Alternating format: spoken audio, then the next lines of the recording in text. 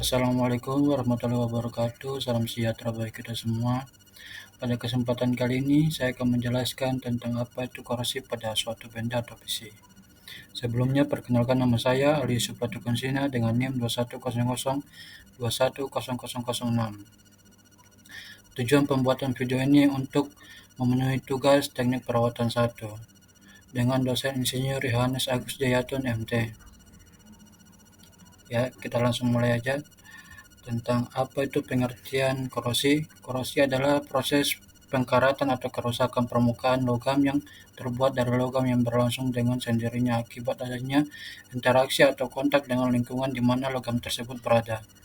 Korosi adalah reaksi redoks atau suatu logam dengan berbagai zat di lingkungannya yang menghasilkan senyawa-senyawa yang tidak dikehendaki. Contoh korosi: logam besi mengalami oksidasi, sedangkan oksigen atau udara mengalami reduksi. Dan ada beberapa jenis-jenis korosi sebagai berikut. Yang pertama ada korosi sumuran. Korosi yang disebabkan karena komposisi logam yang tidak homogen sehingga pada daerah batas timbul korosi yang berbentuk sumur. Korosi jenis ini dapat dicegah dengan cara: yang pertama, pilih bahan yang homogen, dan yang kedua diberikan inhibitor, dan yang ketiga diberikan coating.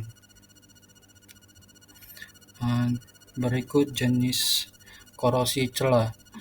Adalah korosi lokal yang terjadi pada celah di antara dua komponen. Mekanisme terjadinya korosi celah ini diawali dengan terjadi korosi merata di luar dan di dalam celah sehingga terjadi oksidasi logam yang reduksi oksigen. Dan ketiga ada korosi galvanik. Terjadi apabila dua logam yang tidak sama dihubungkan dan berada di lingkungan korosif. Saat terjadi kontak atau secara listrik kedua logam yang berbeda, potensial tersebut akan menimbulkan aliran elektron atau listrik di antara kedua logam. Salah satu dari logam tersebut akan mengalami korosi, sedangkan logam lainnya akan terlindungi. Logam yang mengalami korosi adalah logam yang memiliki potensial lebih rendah. Dan berikutnya ada korosi merata.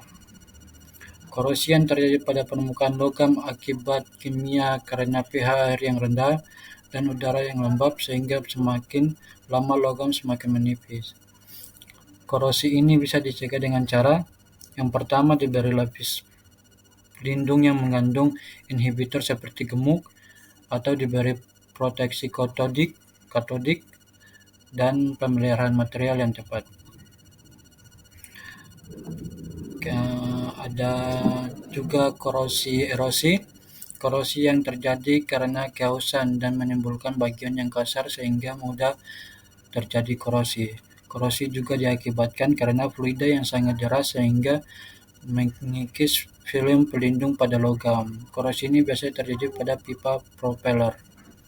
Korosi ini dapat dicegah dengan cara diberi coating dari zat agresif atau diberikan inhibitor dan hindari aliran fluida yang terlalu deras.